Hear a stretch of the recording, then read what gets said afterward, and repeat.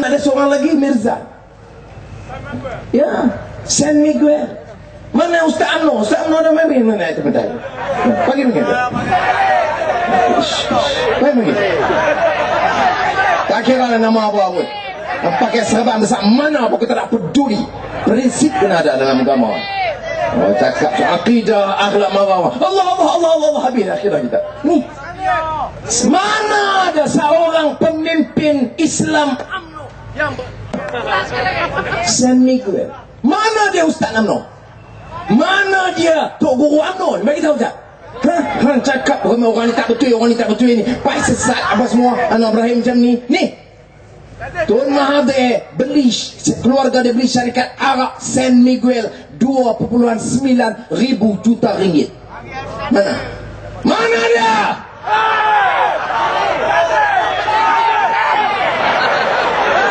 Mirzan Mahathir membeli syarikat San Miguel Corporation pembuat arak terbesar Filipina, harga 29 bilion ringgit.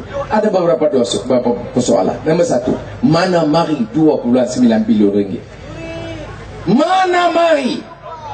Macam mana seorang anak Perdana Menteri boleh kumpul untuk satu syarikat sekali beli 2.9 bilion ringgit? Anak kita nak gaji 1,000 tak boleh. Bagi 500 ringgit ni menjajar kami. Kami penyelamat bangsa dan negara. Nah beri brum-bram. Ya.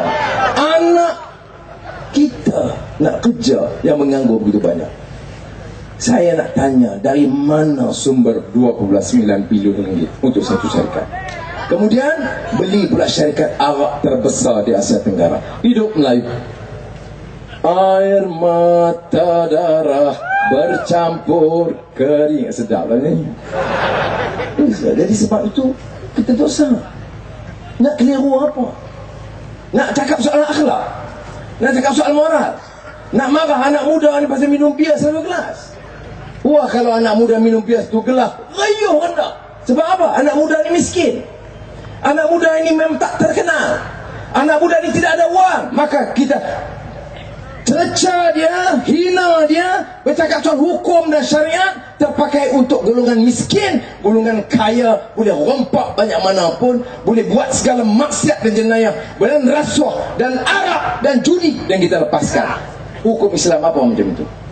Islam ni hebatnya kerana keadilan. Kalau kita faham maqasid syariah itu kerana begitu.